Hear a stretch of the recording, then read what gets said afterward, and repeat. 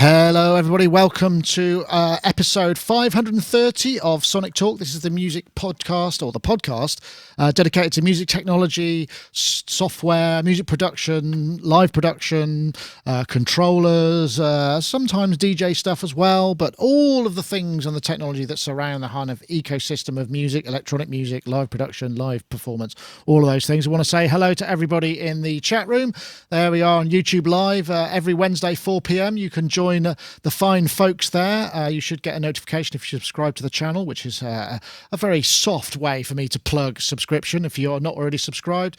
And also we have our own IRC chat room, so you can go there as well if you like, if that's the way you like to do things. It's entirely up to you. I want to say thank you very much to iZotope, who are providing a prize this week. You can win a copy of Neutron 2, which is the excellent mix, visualization and analyzing and processing tool, plugin system that well, you should check out iZotope.com/Neutron. That's right.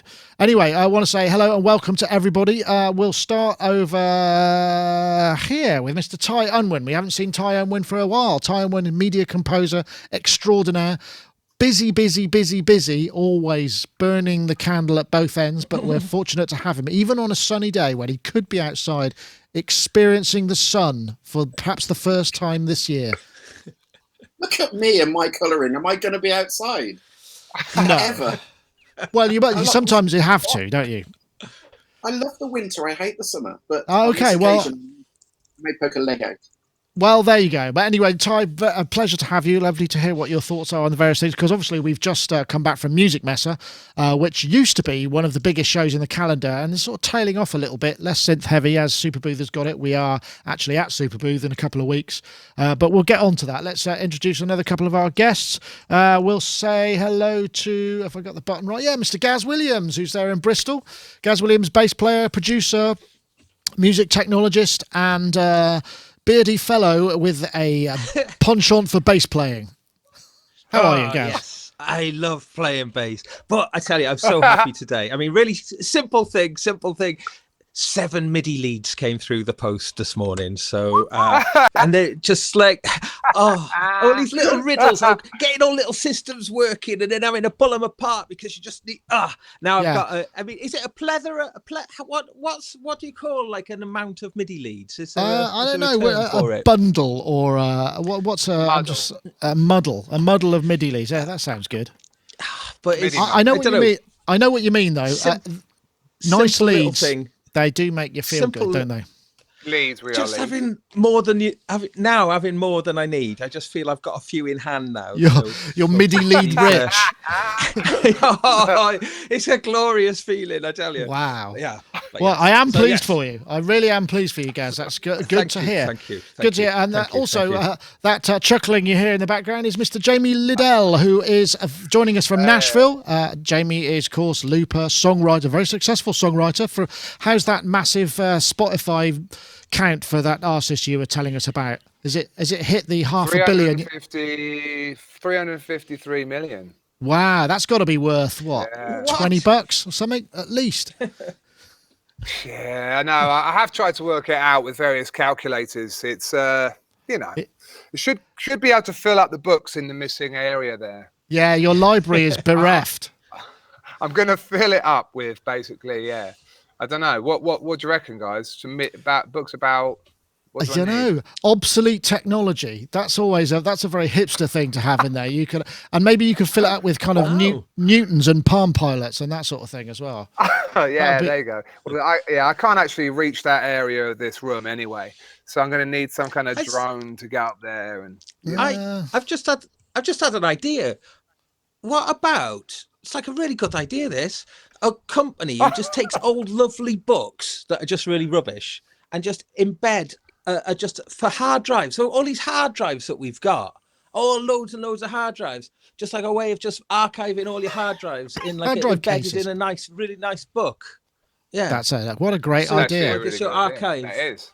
Yeah. Sorry I like it. I like it because you can have all your books there on your shelf, but they're all. Yeah, good idea. I've just had a really good idea. Can I just question that? Anyway, well, Jamie, last time we spoke to you, which was a few weeks back, you were off to LA for some writing and various other things. So how did that all go? You back in Nashville, where it must be reaching 100 degrees by now this time of year, right? Yeah, no, it's threatening. It's threatening some heat. It was great. It was what I've learned, and I don't know if this is useful to anyone else. Maybe it is. Since I do my podcast, Hanging Out with Audiophiles, I've been able to be more autonomous. Sort of, LA was a classic example. I went there with best intentions to write with everyone, but then what happens is, of course, people for various reasons cancel on you. And when I've only got a week out there, I need that time to work, so... I'm a dad, and it's like irresponsible for me to have a Monday off when I've actually booked it in advance to work with someone. But when that does happen now, I can kind of go through the Rolodex, as it were, and go, hey, who wants to do a podcast? And I'll go over and I'll knock out 2 podcasts in a day, and then I will have, not wasted that day. So that's exactly what happened in LA. I got some amazing interviews. I got some big uns coming up. Ooh, nice. Yeah. Wow. I should plug that. That's Jamie Liddell Music, isn't it? Yeah. If I remember correctly. What's the URL for that? I've got to put that down. No, that's true. I do pop them up there, and the SoundCloud is where I have there. Yeah. Here we go. And SoundCloud, iTunes, do check that out. It's proving to be a very popular podcast. You see, the thing to do is, this is the smart thing to do, is rather than compete with each other, you sort of you try and get your competitors to collaborate. That's the idea. But anyway, that's not what I've done. Absolutely. Like Nicki Minaj and Cardi B. Ah, okay. All they got to do is do a track together. Rather than the beef. Yeah, do you know what I mean? It's like, I don't know. That's a whole other discussion. But... Do you think we should have some kind of... like both of them. Should we have some kind of very public Twitter spat so that we could kind of like big up this kind of notion that we're perhaps at each other's throats, and then next time you're on, everybody will come along and go, I wonder what they're going to say to each other. I wonder if that happens in real life. What do you think? Yeah. Anyway, Jamie, lovely. I'm cool. Okay, well, yeah. All right, well, we'll work on that. That's something, that could be a campaign that we can, when things get a bit dippy, and there's not much, we've got a bit of a dip, we can invent some kind of massive sort of problem where we can just Logic, publicly... Cubase, Pro Tools, the divide, the great Oh, divide. don't start. Don't start. Let's not. Anyway, as I said, last week was Musikmesse. Look, I can prove it because we've got a whole load of videos that we posted up. And Musikmesse, like I said, used to be a really big show. And the thing is what's actually happened is Superbooth has sort of come along and taken out a lot of the synth manufacturers who go there. So it's a very sort of light on the ground in terms of synth releases. There's a lot of other interesting technology there. I think we're up to about 55 or so videos. The team work their socks off because what's happened is, if you've ever been to the site of Musikmesse, it is one of the largest geographically sort of fulsome sites. There are 11 halls, I think, with 2 levels and a couple of plazas in between. So you can quite easily walk like a mile from the front entrance to Hall 11, say, or to the Yamaha building. And what they've done, rather than consolidate it so that it's all in a similar area so people don't have to walk for miles, they've kept it really spread out. So you quite regularly have to walk a very, very, very long way just to go to your meeting or to find stuff out. So if they fix that, it would make it all right. It sort of makes it feel a little bit unnecessarily difficult. But there was a lot of stuff there. I don't know if anybody spotted anything. I found a few things myself, which I'll maybe talk about a bit later. I'm going to start with you, Gaz, because I know you do keep your eye on these sort of things, unless you've been radically busy, which you may well have been. Was there anything that came up, assuming you've watched any of the videos, which you may not have done, because it does take a while? Yeah. I mean, it is interesting, isn't it? It's sort of how these things have changed and how the industry's changing and reflecting on that, and how big releases have not been, like NAMM, for instance, didn't necessarily have the big releases either, though, did it? It was, no, they try and avoid the traffic. Yeah, avoiding the traffic. So yeah, so in a way that's quite cool because it makes it maybe a little bit more open for the more unusual things that came through. I was quite interested in the fact that there's a Neve collaboration with Steinberg on some new audio interfaces. I thought that sounded quite interesting. I have a video for that. In fact, that's that's the what number video? I can't remember now. I have to actually 1, 2, 3. I usually 3, 4. But the Valkyrie obviously is I think the big news, isn't it? Sort of. I didn't want to necessarily jump straight to that, but in terms of the synth news. But that's a very sort of small company, I guess, so isn't it? But, well, I'll tell you what. Let me play a bit of that, and then perhaps we can riff on it. So this is.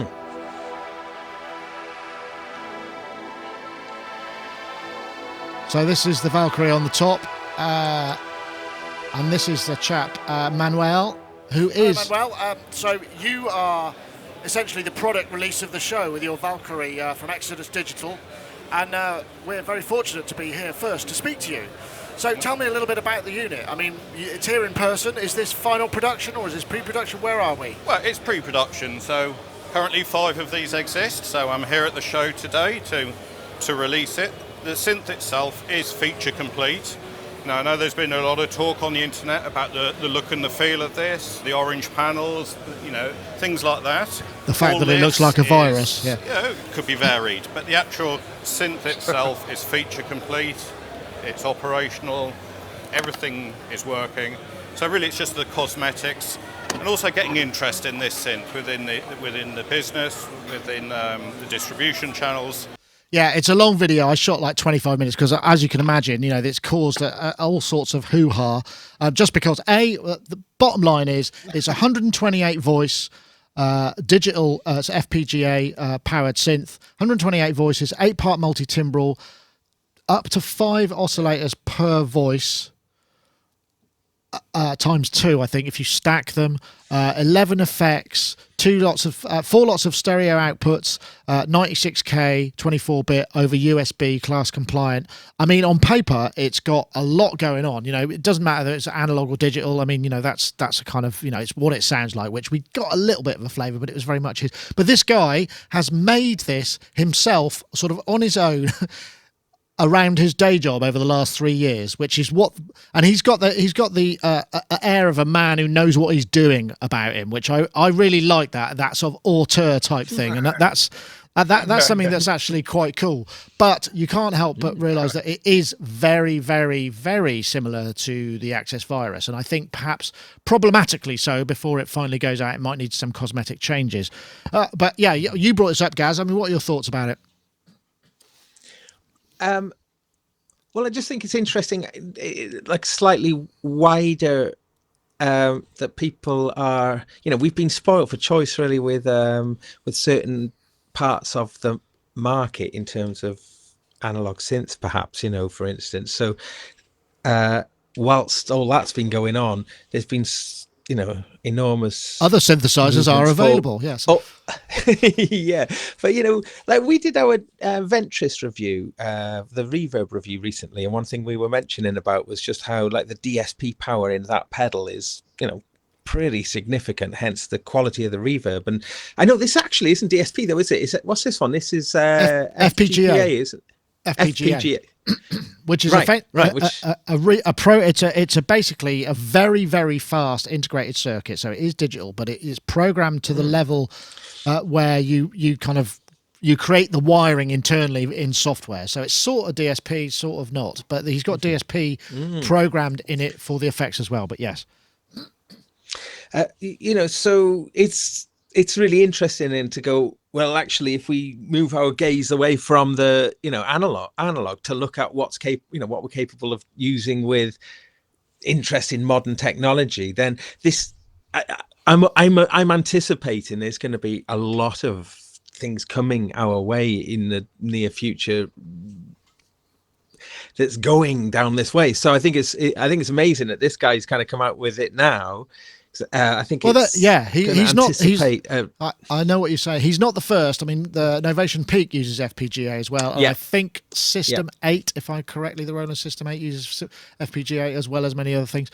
I'm not sure. I know, Jamie, as you've got a lot of analog old ladies there. I mean, do you have a digital section to your laboratory, or is that something that you kind of keep in the box? Samplers. Right. Yeah, I mean, I must admit, I have the Valkyrie here, actually, the prototype. Is that a TI Snow? Yeah, which is never used, you see. So that's an example of what happens in this studio. It's if anyone wants to buy it, I'm going to use this opportunity to sell it. Ooh, so that's right. my basic take on all of this. I see it as if we just had better controllers, we wouldn't need synths like this because we just do it in a computer. But that's just me. Yeah. But that's just my weird take on it. But I appreciate hardware boxes. I like them when I'm touring, and then that's pretty much it. Yeah, well, they do. I mean, that's a very good point. I mean, if it can sound a lot like one of those, and maybe if it's got 8-part multi-timbral and 4 stereo outs, then it could take the place of a lot of stuff that you wouldn't ordinarily want to take on tour that might be just being played from a keyboard and doesn't need specific tweaking and sound design on the go, right? I mean, that's a big deal. That's what this virus was for, and it was kind of amazing. I loved it live. It was really cool. It's really annoying to set up, but it did work well. So yeah, I mean, I like that, and the guy is amazing. I love these. Brilliant.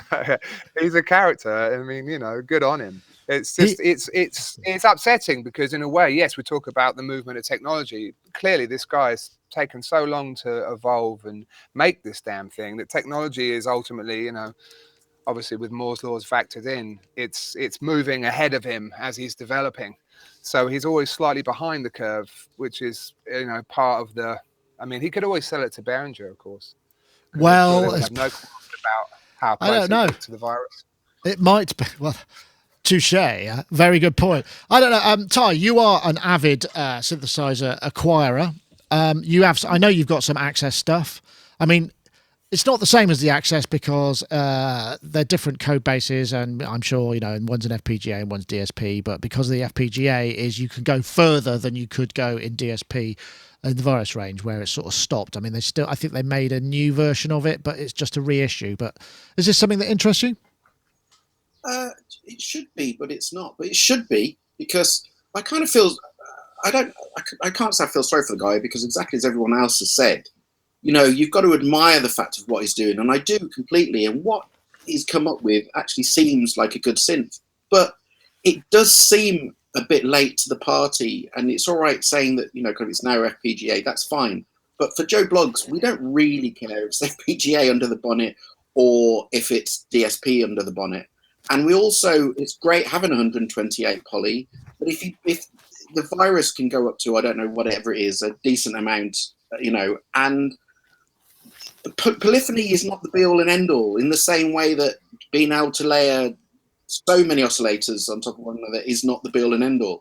There's a lot more that's a lot more interesting than just having loads of polyphony and loads of oscillators. And I just think developing that and pushing that is a bit of a step backwards, really, because let's be honest about it, every sound that was played on it, and I completely accept this is a pre-production, this is a prototype, but and it was his style of what he liked, which was but there was nothing on there, nothing, not a single sound that you couldn't get on any vast number of synths. I mean, loads, and any synth basically you could get these sounds.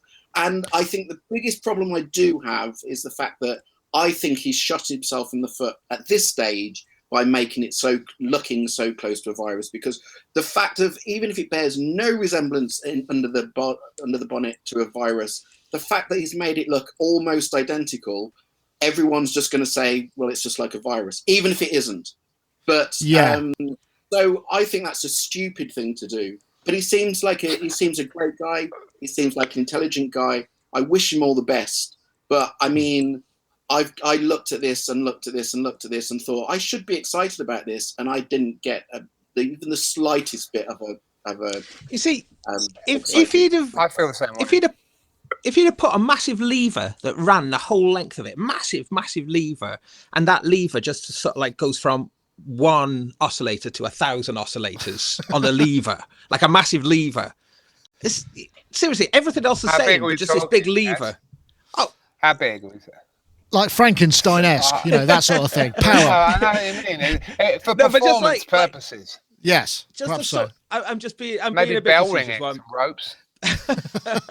But I mean, if you've got some really interesting stuff going on in there, then maybe making the controllers have really super access to those turbo features and making that's what I'm just saying, with a big lever or big get at the make the good stuff, the special new stuff, make that kind of like front and center, right?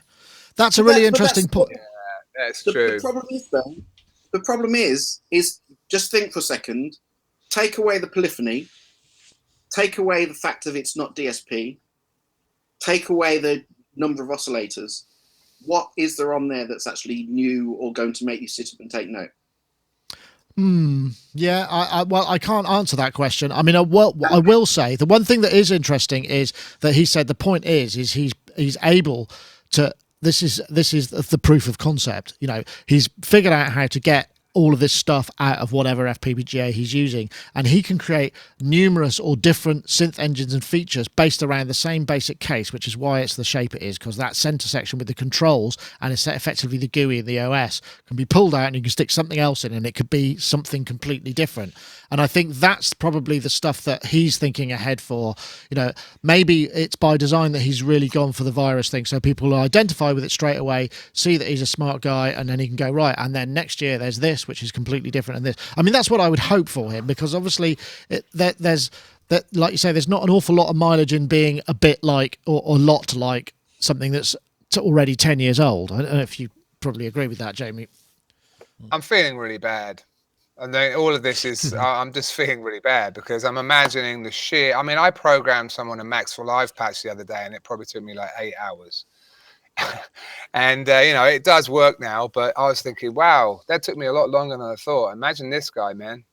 He's probably like 3 years deep. Like he's committed like his whole thing to this. And now it's easy to kind of dismiss it. But at the same time, it's important to be honest, because I mean, we are music makers and we're exposed to a lot of this stuff. And I kind of agree with Ty. You've got to have something that's going to make you go, okay, this is a unique box, genuinely unique, and like I can't get anywhere else. We are ultimately, there's too much shit on the market. There's just loads. There's this like, and the problem is computers run the game. They're moving ahead faster than anything else. If you just got controllers, software will come along and destroy this box. That's just the way it goes, And so I just feel like people should be investing in a new way to, play the computer. If you want to make a box that's flexible and future-proof, that's how you do it. You don't make a hardware box that has removable parts, because no.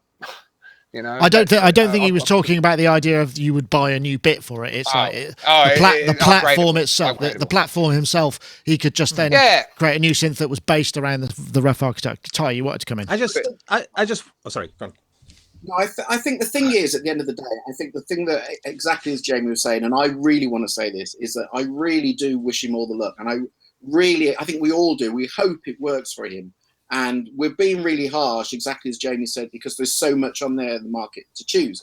I think the problem is with it is the fact that if you've got the opportunity to come up with something completely new in this way that he has from scratch, you would just kind of hope that he would just have something a bit more original. And I just don't think if he brought it out and gone, do you know what? The virus is coming to the end of its life.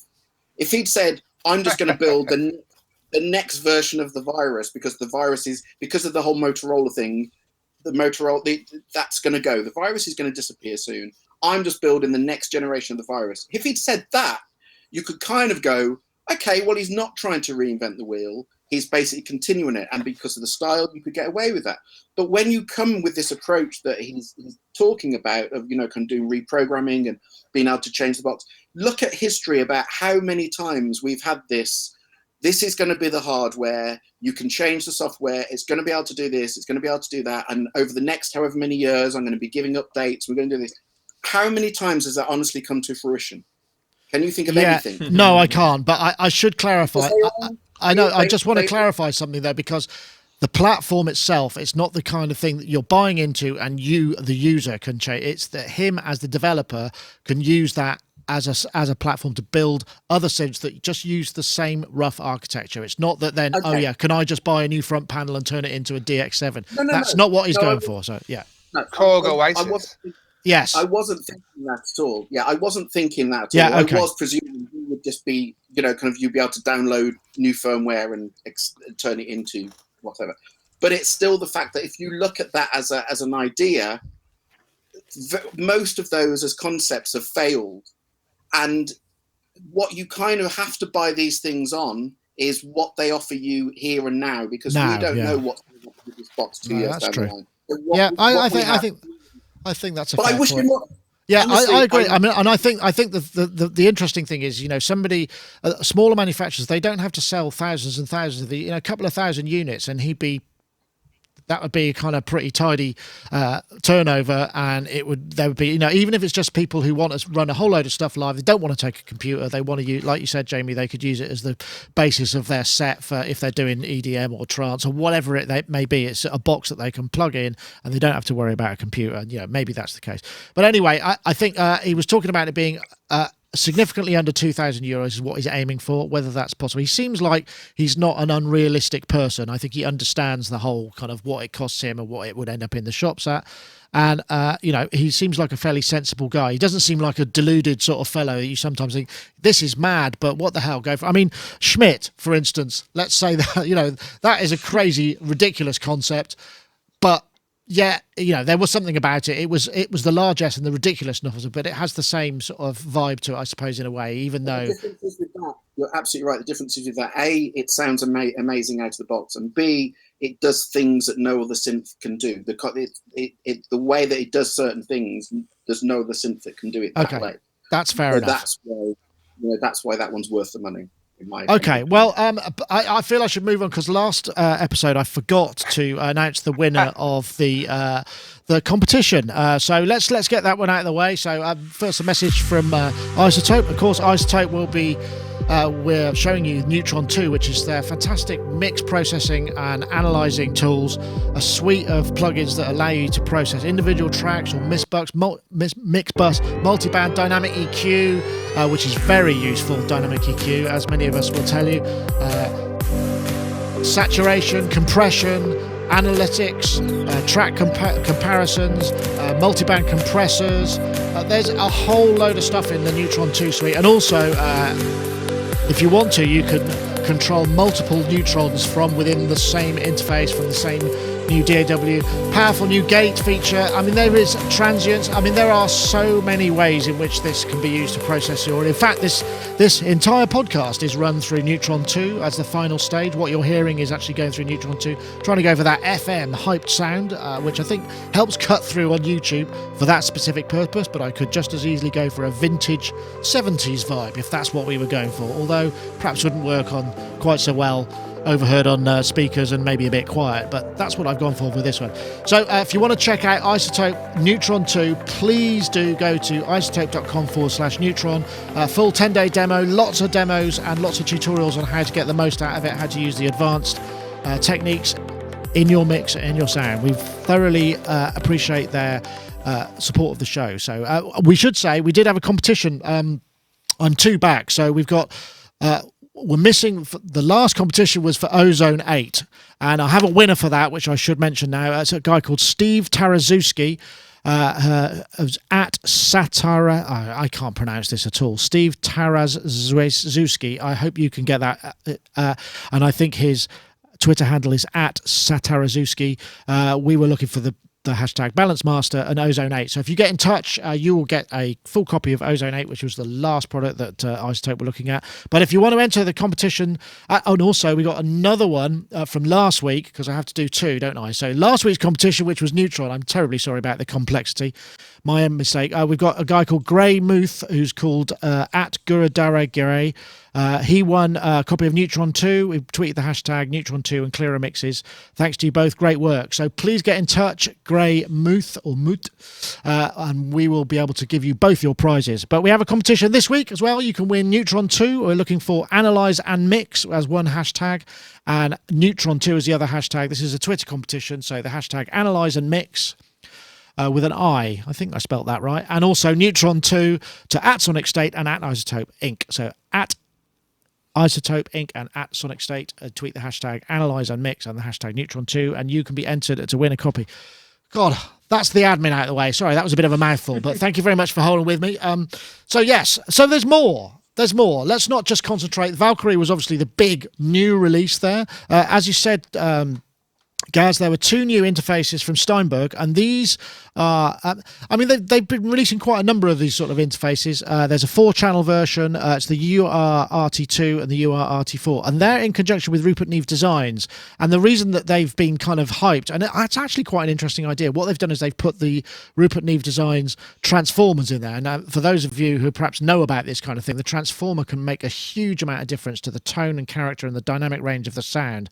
And this is actually quite a big deal, so I think anyway, and from the sound of it, you know, the Rupert Neve Designs, I mean, you would say that they would say this, they're very pleased with it, and obviously Steinberg are very pleased with it. I don't know whether it makes a lot of difference to everybody. I don't know. I'm going to come to you, Jamie. What do you use to record into? What's your kind of record path? Yeah, well, I've been through a few. My current one is I've got a Burl, Bomber, ADC, and going into 3 Apollos, actually 3 Apollos and a satellite. So yeah, I'll use for any kind of important signal, I will use a Burl, which is obviously is famously using a transformer. So I can definitely say I prefer that sound for the majority of the things I put in. And then when I run effects loops, I'll just use the Apollo in-outs, which is fine. And coming out of the Apollo 16, I come straight into my Crane song, have a set, and do the D to A just via the AES cable, so I kind of don't have to come out the analog outs of the Apollos for that stuff. So I could say, so you're pretty into the kind of concept of dedicated D2As and ADDs and the transformer sound. So that makes a lot of sense. I mean, these things are kind of quite reasonably priced. I mean, Gaz, we did we've done a couple of these. I think we're going to probably look at 1 or 2 of these in the future. Cool. It's quite promising, though, isn't it? Do you think? I mean, you know, the transformer sound is definitely a thing, and I haven't really seen any other people hit it at this kind of price point before. No, it's really interesting. I mean, we've seen Warm Audio who are making like preamps with kind of sort of transformers and various things that you can swap by controls on the front panel. Obviously, very different thing to what we're talking about here. Not an audio interface at all, but the idea of using the transformers as as part of the coloring process. I'm now sort of in the market for a audio interface. My trusted Motu, I realize now they've discontinued it now. So now it's 10.12 on the Mac. They've stopped. So that thing I've been using for 10 years, and it's been brilliant. Yeah. So it's like, where to go? So I guess I'm maybe someone who's dead in the market for something like this. So I'm having a snoop around this, thinking, oh, that's quite nice as a and it's interesting to wonder going forward how many of the things that you need to maintain for backwards compatibility, like ADAT or SPDIF and things like that, which, you know, how much of that stuff do you need on a modern interface these days? You know, how many, AES EBU on an XLR socket like the Motu has got. That's been pretty useful for me. I've connected preamps to that many times. So yeah, I think that's a valid point. I think those connectors are important. Oh yeah, here's a picture of there's a picture of the actual. That's the there it is, the Rupert Neve transformer. It's sort of black box. Beautiful. Yeah, isn't that a thing of beauty with the signature? I'm not sure how much he personally had to do with it, but it's a bit of a black side. I don't know. I'm going to come to you, Ty, because you use Steinberg stuff. Your interfaces Motus? I can't remember what you use as your primary interfaces. Or are you? 100 and whatever channel MADI rig with RMEs at the end. Okay. So I basically just all keep it clean, and then I've used some for colouring stuff. I've got some Shadow Hill stuff, which uses transformers and colours it beautifully. But the way I work is I try to keep it as clean as possible going in, and then as dirty as possible coming out normally. Sounds like a parallel there, yeah.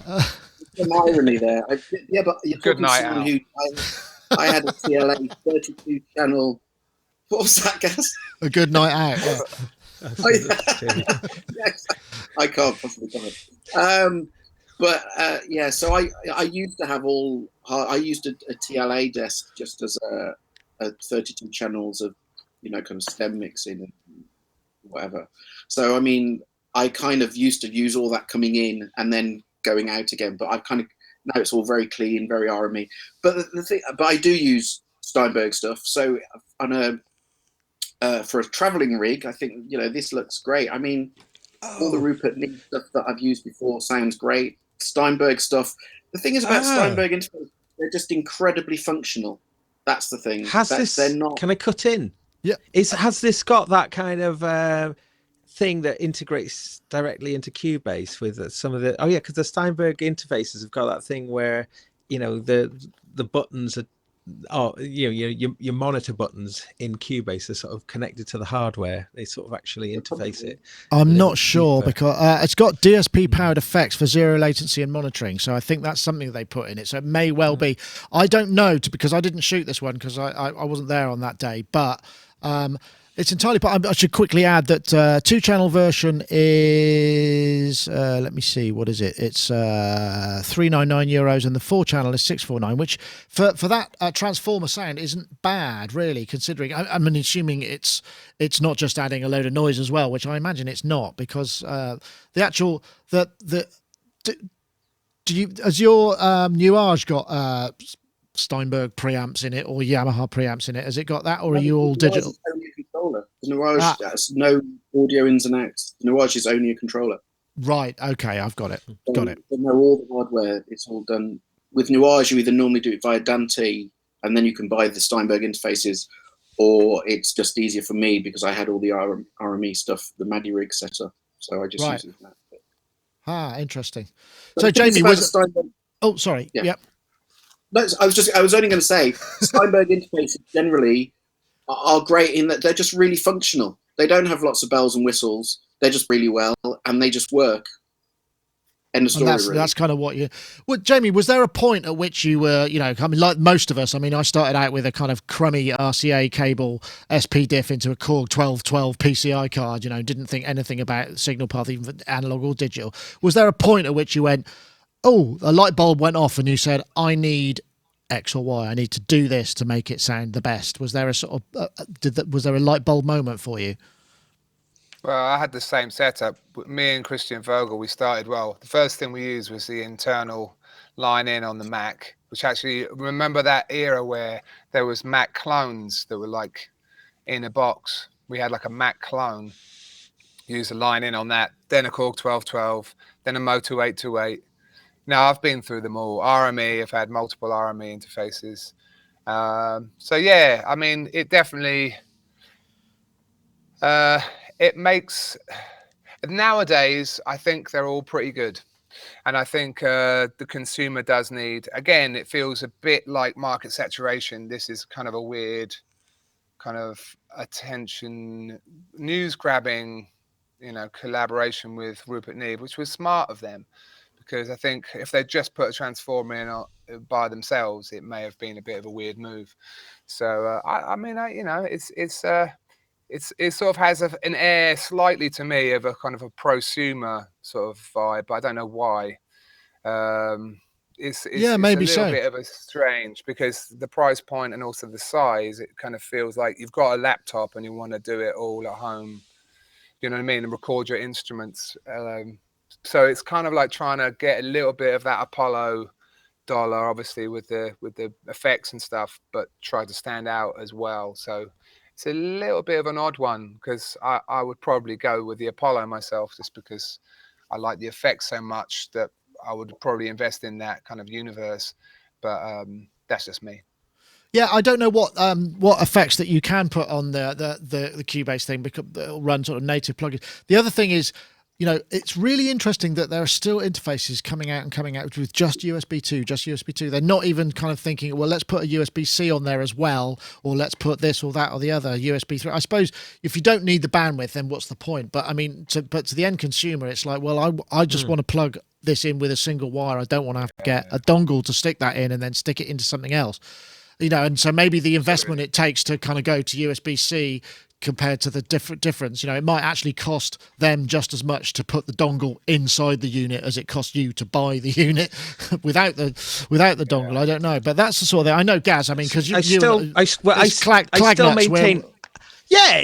Well, I mean, that's it. I still maintain Apple moved too quickly into abandoning USB with the USB-C, meaning that it's just like the Clagnut market, really. It just feeds the stinking Clagnut market. And the stinking Clagnut market is a market that no one wants. You know, do you know what I mean? We don't want to have a load of these bloody little things, do we? It does wind me up. So I think. Hold on, I'm just typing. I'm just writing down. We don't want your stinking Clagnut. That sounds like it could be a title there. But I don't know. I think it was too soon. It was too soon. I would agree with that. People, it affects the end user just having to have just shared load of stuff. I mean, I think it needs. Let's put it this way, Gaz.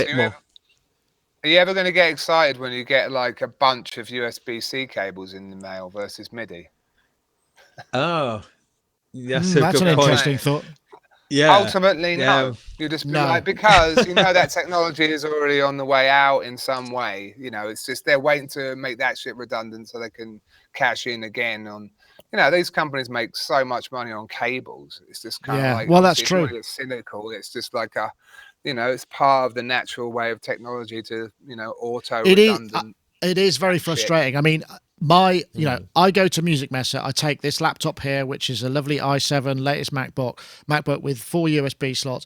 But to use it in any useful way, I have to take a USB-C Clagnut with to USB, which is a crummy one, but it's got a network cable in it as well, so I can use that. It gets really hot. It's also got an SD card reader, which is very useful. But then I plug that into a USB 3 hub, which has got a massive great power supply. So that's, this much stuff I've got to take just so I can connect my hard drives, the network, and an SD card. I mean, it's just absolutely, but I've got this lovely thin laptop, which is great. But the stuff I have to take to connect to something else to actually use that laptop weighs about the same amount, which is absolutely infuriating. So yeah, I'm with you there. I think it's about time this got sorted out. And yes, it's nice to have a light laptop, and if all you're going to do is connect to Wi-Fi and live on the battery for 10 hours, okay, great. But if you're actually using it for anything that requires interfacing with the outside world, then you're out of luck, and it's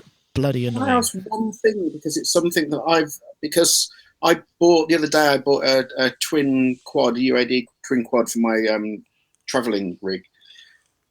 Is there a USB-C to so in other words, a Thunderbolt 3 to a Thunderbolt 2 cable? That's a good question. You can buy the adapter, which I've got, which I think is causing the issue because quite often the twin isn't recognized by the laptop. So I'm trying to just buy, rather than going through an adapter, one of Apple's adapters, just a Thunderbolt 3 to a Thunderbolt 2 cable. And I'll be damned if I can find one that exists.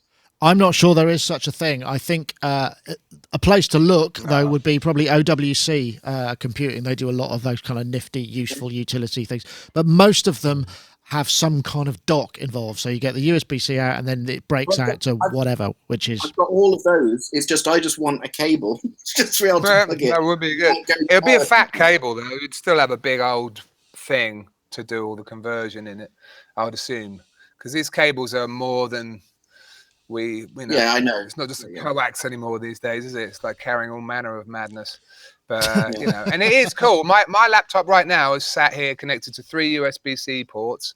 One of them goes off to the Thunderbolt universe, all my Apollos. Like I got one of those ThunderDock kind of black magic things with 3 SSDs in it, and it's all working lovely off one cable. Then one's doing the power and the other one's doing all the USB stuff off a hub, and it works fine. But the problem is this little i7 touch bar 15-inch thing is a fanny nightmare, and it's sat right in front of me, and it's fan up from the minute I open any app. So it's like ultimately a studio nightmare. But so it's whatever, first world problems, but it is a little bit like first I really needed a quiet computer. It's pretty much the reason I bought this thing. So I'm still I do get a bit of fan noise with this thing, but I mean, and it's doing video stuff, but it's not. I can't tell if I can hear it at the moment because I've got my earbuds in. But yeah, I don't think it's not working very hard at the moment, so I suppose not. Anyway, those are the Steinberg interfaces. There is more. We're a bunch of complaining old bastards. I don't think. I think it's all right. Well, I think maybe what we should do then is get into a bit of actual. Something that we can listen to. Now, this will tie into another one. This is the SWAM voices for the Noise app from Roli, and I have to say, you get full marks if you can identify all of them. Obviously, this one's pretty easy. Well, also because it tells you at the top, which is also a giveaway. No, I mean the music. Oh, that's Rhapsody. Yes, I know. But I mean, it's really. How do they find such a crazy player? I mean, this guy. Whoever this is needs to get credit. I think it's probably Parisi. It's one of the Parisi guys. But he is astonishing. He's a man. And this is a classic example. Amazing player. Of why you need good musicians to demo your gear, because then we all go, wow, I could do that. Exactly. I mean, you couldn't. You'd have to practice for years and be as good as this guy. But I think the bottom line with this what's really interesting, I think, about this is the reality, and this is all running on an iOS device, via Bluetooth, or maybe it's via MIDI. I mean, there's two of those things stuck together, which is fine, and it's the Seaboard MPE thing. But it was more to do with the reality. The realism was just astonishing. And when you consider where we used to be able to find this stuff in the past outside of hiring a real instrument, and whether it has any relevance, I suppose it must do to a degree, but I just was really impressed. This is they're called audio modeling. It's like a set of voices that they made to go with the Roli Noise app, and you can buy them as packs. They're like $10 each, and you get like various. There's all sorts of different ones. In fact, what I haven't done is brought the news item up, which is very bereft of me. Gaz, I mean it's really impressive, though, don't you think? That kind of realism that is, and this is coming out of an iPhone or an iPad. I mean, that is really, really kind of impressive stuff. But I reckon if you'd have taken something from a Casio or something from the 80s and managed to have all of that vibrato and control that the Seaboard is giving, would probably make, and with the kind of musician's knowledge to emulate the instrument, I think it kind of does go to show how going down that thing of multi-sample avenue for realism is just actually the expressivity control can bring the realism more than maybe necessarily the actual content. Because it's not key switching. It's not the key switching thing. It's the actual expression of the notes you play. Yeah, I see what you mean. The expression is sort of and something I've been very, very interested in for a very long time, I suppose. Really, for me, I've been playing around a lot recently, especially with the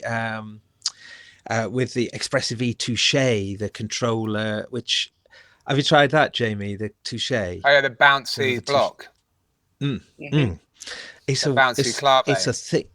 It's a beautiful thing. It's for similar reasons to what we just watched, But I mean, especially for a monophonic approach. So your left hand or whichever hand you are, would be on the touche, and the other hand playing the melodies, and just the fact that you can put these beautiful approaches and you can sculpt the notes in a really expressive way. It just makes. They've got that ring as well now.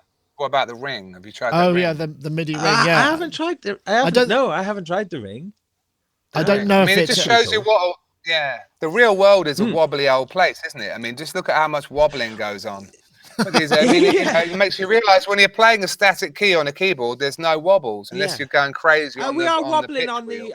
We are wobbling world. axis is actually wobbling, isn't it? We don't we are Everything's wobbling. Everything's wobbling. This is getting technical. So I think it's it is a fundamentally wobbly world. Yeah, so if you can't, it almost makes you think, like, imagine if your keys on your keyboard were actually moving, like, rather than them actually being static, they're physically moving. There are people have tried, and there are many that, as Rich Hilton would put, the doorstops of history. There are many doorstops consigned to the exhibition. The Totally. Museum of Technology, Strings, things, all that. Yeah, all of that stuff. All of that stuff. I know, Ty. I mean, you've got a keyboard of some kind. Am I right? Do you have that? You have that technology. I mean, yeah, you can't. This is pretty impressive. I mean, I know you are. If you want to get someone to come in and do that, you probably get them to play, and come and pay someone to play the crump horn or whatever it may be, the bass flute. But okay, so it's 3:00 in the morning. You've just seen the email from the director, and he says, "What I really want is a clarinet lead line on this, and you've got to get it in by 9." There's no way that's going to happen. Could you envisage a moment where you might use something like this to wing it? I do all the time. But it's not using this. It is using the technology that Gaz said he didn't think it was, which is the whole doing huge multi-samples with various velocity layers and whatever. Because I need to put the SWAM technology in its place, really, because it don't get me wrong, it is great. It's wonderful. And I think the fantastic thing about this is exactly as you said, Nick, is that the fact that this is running on iOS this is running on an iPad or an iPhone is great. It is great. But the SWAM technology is basically just ported down from the SWAM sample libraries, which have been around for some time now. And they're great. They're good, but they're limited. And I think what we're seeing on these demos is the SWAM technology shown off to its absolute best potential. So if these demos sound great, but in real terms, when you actually play with them, and really go into the inner depth of them, they are limited in what they can do and what they can't do. And these demos have been shaped, obviously, as they should do, to make these sound as good as they could. There's lots of things you can't do realistically on them, whereas the whole going down the huge gigs and gigs and gigs route, you can come up with things that are a lot more convincing in more than one way or one style. Because with these, you basically have to work within their limitations to make them sound realistic. With some of the big libraries, which essentially are what I've invested in for the last 15 years. I've done nothing but buy all of the big realistic, because most of my music is based on the fact of it being sounding authentic or sounding real. So I've got all of the big libraries when it comes to orchestral sounds or real instrumental sounds. That at that point, the huge libraries tend to be more versatile. I'm not trying to put these down because, as you say, the fact that they're running on an iOS is incredible.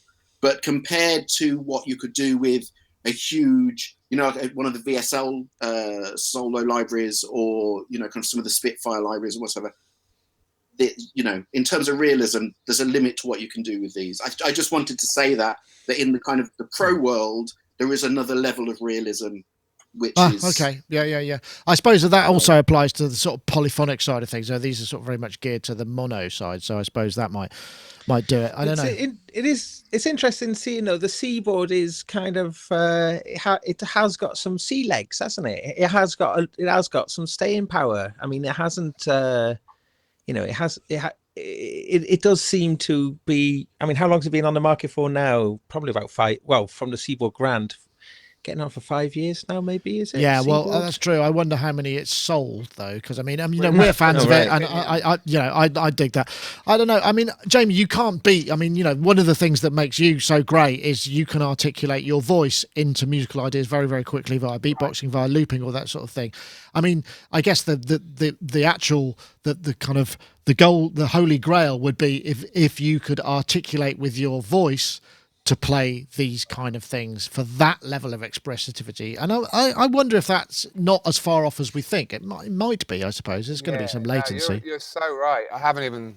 I from time to time, I go down that road, revisit that kind of thing. Obviously, everything, you know, machines like the Korg MS-20 with its pitch tracking, and now obviously in the modular world, you can do that pretty well, amplitude and pitch tracking.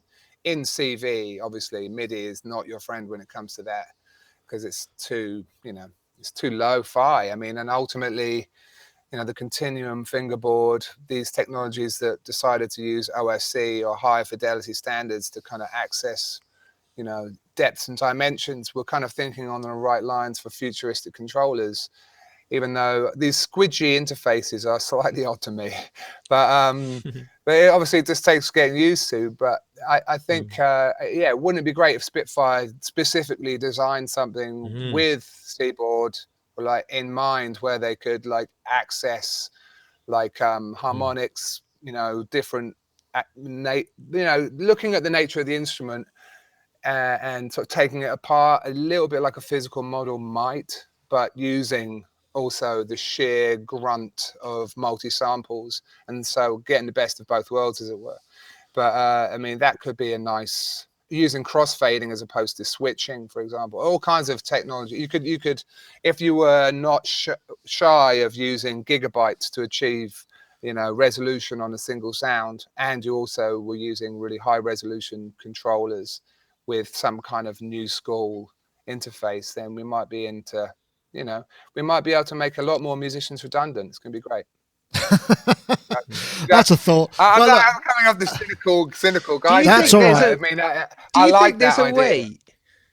Do you think there's a way to make a recording sound better than the thing itself? So if you were there in front of it and the thing making the sound, but you recorded it, put it through this incredible thing, and then played it back at exactly the same volume and exactly the same sort of pan as the thing heard itself. Let's Dance, like, you know, Bob Clearmountain. I mean, those are meant to be real drums, aren't they? I mean, no, it's true. I mean, I think ultimately that's been the goal of recording sounds, at least in the pop world, for ages. I think in orchestral stuff, it's more this kind of honest picture thing, isn't it? And that no one wants to use close mics because they're ugly. Everyone wants to use the Deckers or this distance. You know, realism. I'm just wondering though if you could make it sound more realistic than the thing itself. I don't agree with that, because when I do the orchestra, because I specialize in doing orchestral stuff, and I never ever sit there to try and make it sound. All I ever do is make it sound good. I don't give a monkeys if it sounds realistic or artificial or whatever. All I'm bothered about, there are two types. It sounds crap, it sounds good. That's all I'm bothered about. And so it's like people say about sample libraries. The amount of people that ask me, how can you use that sample library that's recorded in this hall with that sample library that's recorded in this hall? You should never use these libraries together. Who said I shouldn't use them together? They sound great. I don't give a monkeys whether it sounds realistic or doesn't sound realistic. I just want it to sound good. And it's great because there's a real movement coming through the whole TV and film genre now, which is basically following that. Because a few years ago, everyone was trying to make things sound as realistic as possible. Absolute horse, whatever. It needs now. It just needs to sound good. And so I use closed, for example, like I said, I use closed miking on strings all the time, which actually a lot of the time takes away from the realism, but it actually increases the presence for everything, which is exactly what you get a bit more of an Eleanor Rigby, almost like taking a more of a pop approach to strings. Exactly. So interesting. I mean, I wonder. I mean, it's interesting in the way. I mean, because we've talked about this with pop music. Everything's become hyperreal. Vocals become processed so that the pitching almost becomes an effect. So the imperfection is squeezed out and is replaced by other imperfections which we can control via technical reasons or whatever.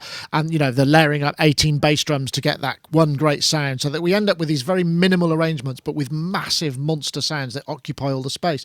I can see that in orchestral stuff. You know, you get to the point where it's like, I'm not just using one Kodo drum library on this drum boom thing. I've got 17 of them, and it just sounds so amazing. You know what I mean? So you end up with this sort of, it does become hyper real, and maybe but that's what makes it sound good and fresh, because we haven't heard it like that. It almost becomes a kind of caricature of itself. Coming to that point, I don't know whether you've covered this yet. Have you covered the Spitfire Hans Zimmer strings yet? Have you done? No, we haven't. No. Well, we might have mentioned that they came out. I can't remember now. It's a library that's worth thinking about. The only reason is that do you know what the concept of it is? Essentially, they got 340 players, 300 odd players, string players, to do the whole Hans Zimmer thing. Basically, Hans kind of oversaw the project in terms of making sure it was done with the right engineers, his engineers, and making it sound fantastic. But essentially, they used like 60 cellos. I can't That remember same the thing. exact So number. it's maxing it out, right? Absolutely. And then they split it down into sections of 20, all different players. There's no processing going on. These are all different players. And they made this incredibly huge string library that does it sound like a string library? Yes, it sounds like strings. Does it sound like orchestral strings? It sounds like cinematic strings. But the main thing is, compared to what you would talk about being a realistic string section, it isn't that it sounds realistic, it's just an option. It's a different palette that kind of sounds real, but also has this kind of grandiose sound, which is just incredible. And it sounds kind of so realistic, it's not realistic, if that makes sense. I know that sounds...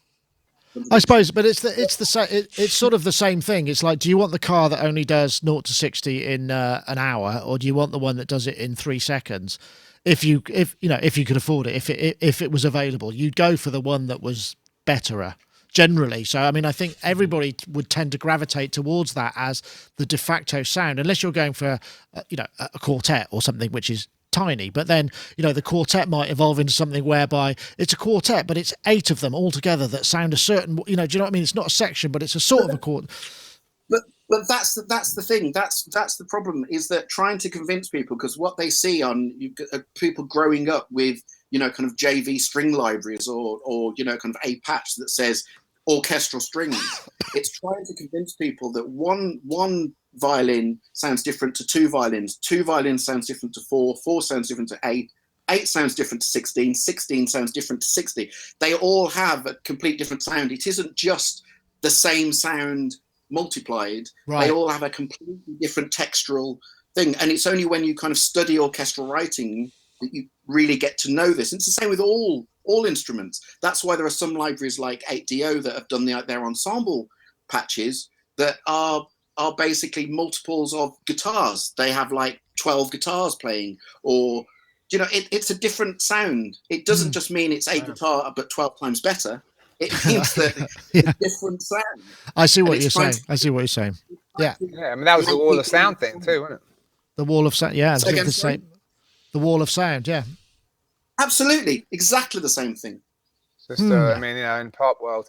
Yeah, no, absolutely. I mean, it's true. I mean, now we are spoilt for choice. I mean, once again, synth market is saturated, and I think in the presence of these incredible libraries that Spitfire and others are making, it's a pretty incredible time for bringing that realism in. And I think what I like about that is a lot of people have the libraries, so in a way now the excuse is not I don't have the sounds. The only thing left is how good is your composition. Yeah. How I don't have the talent. Yes. Because I like the Social Network came along and did something completely different with scoring and sonically changed the game. They weren't playing in a way, going down the well-trodden path of like everything sounding like, epic, like Hans Zimmer kind of paranoia action work, which is sort of tempting. They kind of like were forging their own path with synths and stuff. And I thought there's also an open ear in the cinematic world to people getting inventive and making their own bastardized form. So you could take a great sample library like, Spitfire and then run it through a guitar amp and just like do some lo-fi shit with it and make a weird new Mellotron, for example, run it all to cassette and like take time to make something unique. And I think a lot of people should take the stock sounds that come out of the computer. My recommendation would do that and then somehow make it your own. Somehow like don't just kind of layer up a bunch of ensemble shit and go, I've got the big string sound, because ultimately everyone's got that now. But they don't have is some way of thinking outside of that and going, okay, I do have 60 cellos. What could I do with 60 cellos that would totally blow my mind? And sort of thinking about the sheer power of that and putting your mind into it and making something that makes people go, holy shit, this is truly incredible. Get them drunk, then see what happens. Get them drunk, yeah. Gaz, I think you were trying to get in there. Oh, well, something I've just been doing more and more. Sorry, guys. Taking so I've kind of, you know, in the last few years, I've just stopped using VSTs almost completely, and you know, it's just I don't make sort of film music or anything, so I don't. But I've got more and more into using just like hardware as almost like each piece of hardware like a plug-in, but it being an actual, you know, physical thing. I mention this because what I'm trying to do is I'm trying to read about a certain classical technique, and then I'm trying to then apply that classical technique to the synthesizers. So not trying to make it you know, like go to a classical library, but actually go to the synthesizers and apply the. So like as an example, I've been playing around with, is it Chepananin, Russian TCH Chippenham. I can't. Chepananin. Oh, he's a Russian. TCH. Anyway, but his scale is really interesting scale to sort of play around with. It's just like a semitone, tone, semitone, tone, semitone, tone. It's like a nine note scale.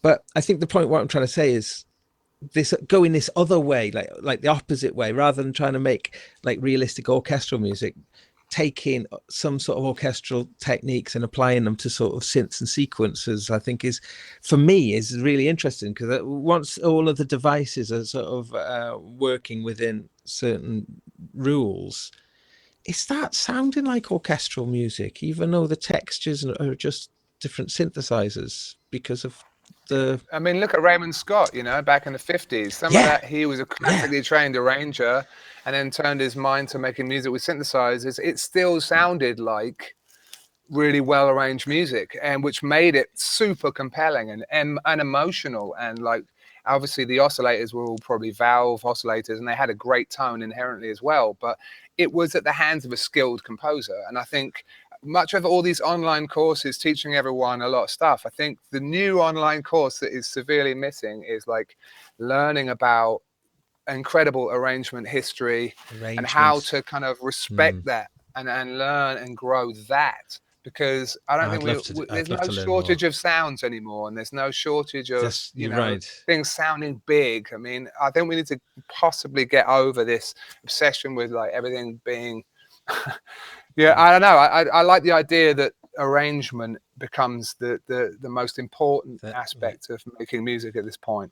Yeah, no, I think that's a really valuable point, and I think that's something, you know, I mean, we've talked about this before, you know, it's like learning some kind of new musical theory technique so that you can apply it and that sort of thing. I mean, that's why I really like using duophonic synths, because the whole thing then becomes about counterpoint, because you've only got two notes and they kind of sound at the same time. But you can create some amazing atmosphere and inferred chordal work just by having two notes that are moving around.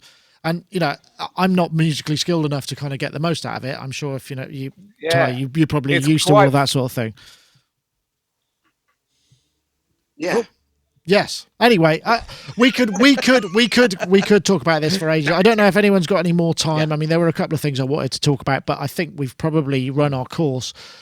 Just a quickie, it's probably worth mentioning. Did you see the MixFace? We're here at the Studiologic booth, which was the new your lovely Sledge version 2, but you've got a new he was a really nice guy, this guy. He's one of the developers behind audio modeling as well. That looks like I won't play the whole thing. I know I say that all the time. Essentially, MIDI controller, but it's also a zoning setup. So you can plug a USB device into it, a host computer. You can plug a USB host device, and it's also got a Bluetooth connection. So all of those individual devices. So if you had an 88-note keyboard plugged in a host mode, you could set up 4 individual splits on that, because it'll zone it all up and have different layers of controls for that, and also run transport control. It's just a really clever and nifty idea. The only thing it was missing was MIDI I/O, which seemed a bit of an oversight, but, you know, some smart stuff. Studiologic were on fire, actually, at their booth. That was one of the people that had like 3 things, and the Numa 2X compact. Gaz, I imagine that might be something that was exciting for you, the MixFace. That actually was quite a hot product, I think. Yeah, I mean, I only had a brief look at it, but then what was the thing about it? You can do It basically, what it will basically do is allow you to take a MIDI input, and then you can say, okay, from this octave to this octave is one layer, which would go out to one of the other MIDI controls on this channel, and then this channel, and this 4 splits. Gotcha. Each zone or layers, and it basically becomes the brains of a master keyboard, as well as a MIDI controller, as well as a DAW controller, all of those things, and that's kind of neat. Sorry, Jamie, you wanted to come in as well there. Sorry. Oh, I just thought he was a really nice dude. And I like the Bluetooth aspect. Can you do the Bluetooth at the same time as USB? Yes. I mean, you can. Yeah. I mean, yes. So that's cool. I mean, because it's for me, I've never really got into the iOS world, even though there's some really amazing stuff. I feel in a way like that's probably where my head would go next in a way. I don't know why. But like having something to control all of that that's nice and convenient, that'd be good. Very useful. Seems like it's good at that. Yeah. Very nice. And you can also set it up so you have different presets, and so you can switch between what's addressing. Yeah, it's got memories on board. Or the Bluetooth. Ooh. I mean, this was made initially to go on because my main controller is a Studiologic SL Grand, which for me is absolutely still the best controller out there, period. I mean, it's gorgeous. And this box was made, it's magnetic, so it basically just sits on. Initially it sits on an 88 and it just sits there, and it's all made perfectly for that, but it can be used with anything. And when you've got an 88, an SL88, it just expands all of the natural splits and controls, obviously with more faders. Anyway, so for me it's an absolute no-brainer. For me it's of course I'm going to get one, but €200 bargain. I mean, for what it is, nothing. It's a great price. Yeah, it's the only thing that's slightly similar was the little thing I bought, which was the Sipario, which was the little touchscreen MIDI router, which is about €300. It doesn't have any faders or anything, but that's really cool. And you could get up to 8 zones, and it'll just spit out MIDI program changes. So you call up a preset.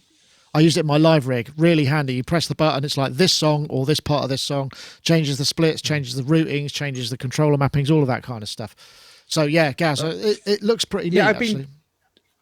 Well, just on what you were just saying then, it's something I've been doing with Electron Analog 4. It's got the multi-map mode on it, and that's something that's similar again. You can define, I can't remember how many you can have. You can have loads, a region, however many notes that is, and within that region, you can there's a whole bunch of things you can do, like you can set up a region to switch patterns, set up another region. Well, the way I've been doing it on my MIDI bass is I can have it play a different patch on every single fret, but being in the right note, and it's really bizarre.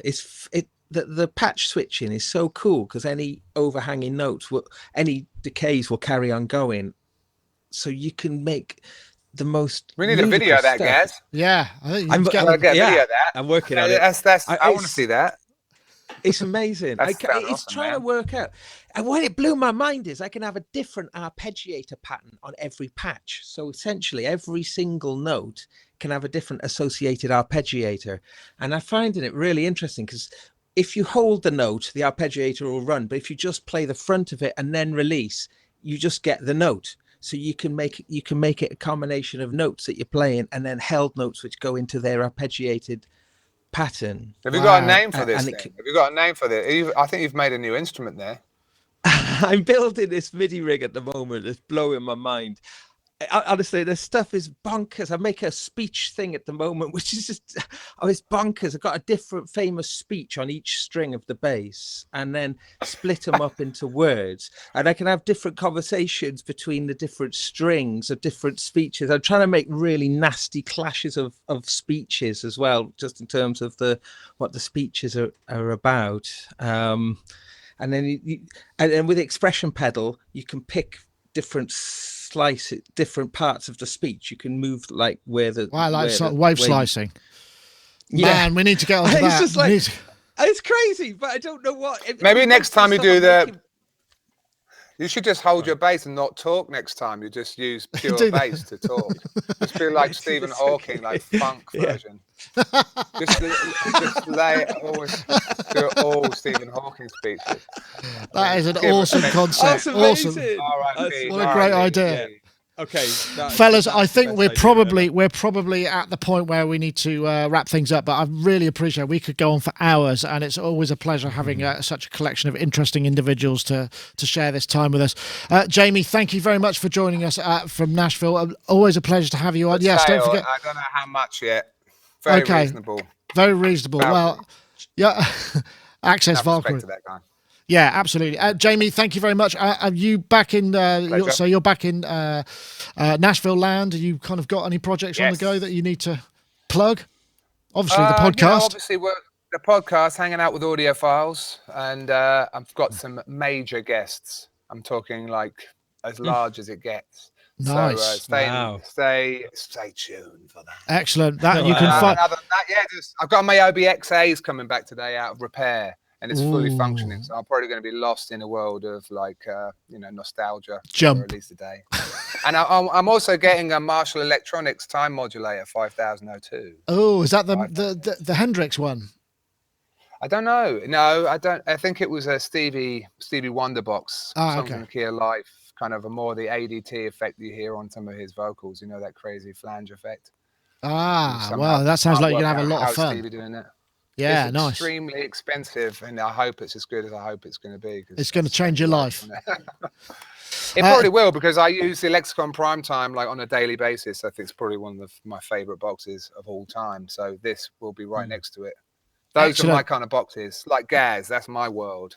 Nice. Well, keep up with the podcast at jamieliddellmusic.com. Do check that out. Thanks very much, Jamie. Pleasure having you. Also, Mr. Ty Unwin, thank you for taking time out of your busy schedule. I hope your workload has decreased a little anyway. So that You're joking. I'm waiting for a whole load of stuff to arrive as well. Okay. Well, what are you getting, Ty? On the way, I've got my Quantum that's hopefully arriving really soon. I've got a reissue, which I had to buy one before they went under. It's got a mini mood reissue. I've got Eventide H9000, waiting for that. Damn, you're going large. I've just bought Poly NC, which is amazing. Yay! Amazing. Oh, yeah, I've got one. I love that thing. Yeah. Oh, yeah. Absolutely love it. And what else have I got arriving? Some other stuff, and I can't even think what it is now. But I've got other stuff. Yeah. Wow. So good for you. What's the Quantum?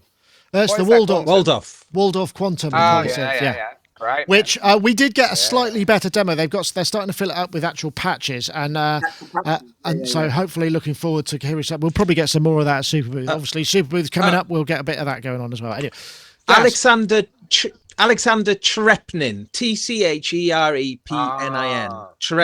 Trepnin. Trepnin scale.